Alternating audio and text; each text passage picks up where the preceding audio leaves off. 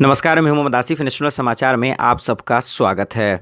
भारत सरकार हमेशा एक बात कहती है कि ज़रूरत से ज़्यादा अनाज हमारे पास है, लेकिन इसके बावजूद हमारे देश में भूखमरी क्यों है?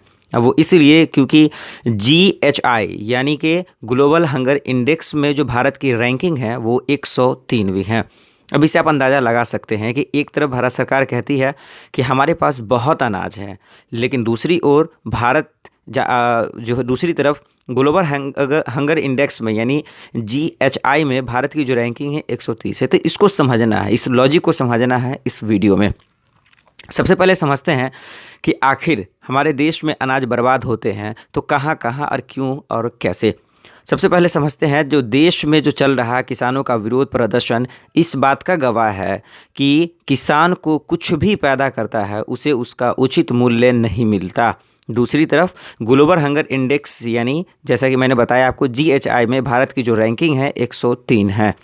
इन दोनों बातों के अलावा एक तीसरी चौंकाने वाली बात और सच्चाई ये भी है कि भारत में अनाज की बर्बादी, प्रधानमंत्री नरेंद्र मोदी अक्सर ये बात दोहराते हैं कि कृषि उपज को स्टोर करने और वितरित करने की क्षमता पर तेज़ी से काम करने की ज़रूरत है। आंकड़े भी उनकी इस बात की गवाह देती है कि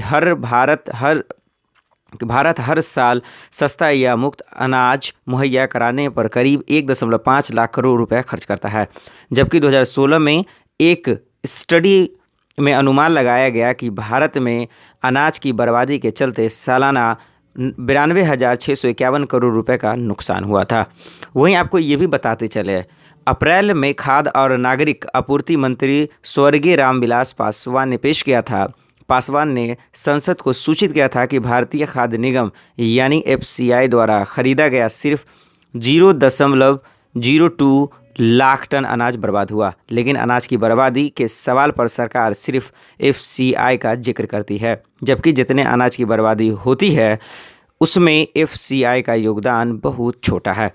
अब इससे आप अंदाज लगा सकते हैं कि देश कि प्रधानमंत्री नरेंद्र मोदी का जो दावा है कि हमारे देश में बहुत अनाज है, लेकिन उसके बाद भी आज भारत का जो रैंकिंग है आप समझ सकते हैं ग्लोबल इंडेक्स हंगर में वो 103 है। तो आप इससे अंदाज़ा लगा सकते हैं कि कोई भी हो, देश में किसी भी पार्टी की सरकार हो, उनकी वादे कितनी खोखली होती है। आप इस बात से अंदाज़ा लगा सकते हैं कि जो हमेशा बयान देती है, लोगों को भरोसा दिलाती है कि हमारे पास अनाज ज़रूरत से ज़्यादा है, लेकिन उसके बाद भी आज देश की हालात बहुत ख़राब है। मोहम्मद आसिफ की रिपोर्ट, नेशनल समाचार। नमस्कार। अगर आपको हमारा वीडियो पसंद आया हो तो इसे लाइक करें, हमारे चैनल को सब्सक्राइब करें और हाँ, बेल आइकन दबाना ना भूलें ताकि आप तक हमारे वीडियो की नोटिफिकेशन पहुंचती रहे। आप अपना सुझाव हमें कमेंट बॉक्स में दे सकते हैं। हमारे साथ जुड़ने के लिए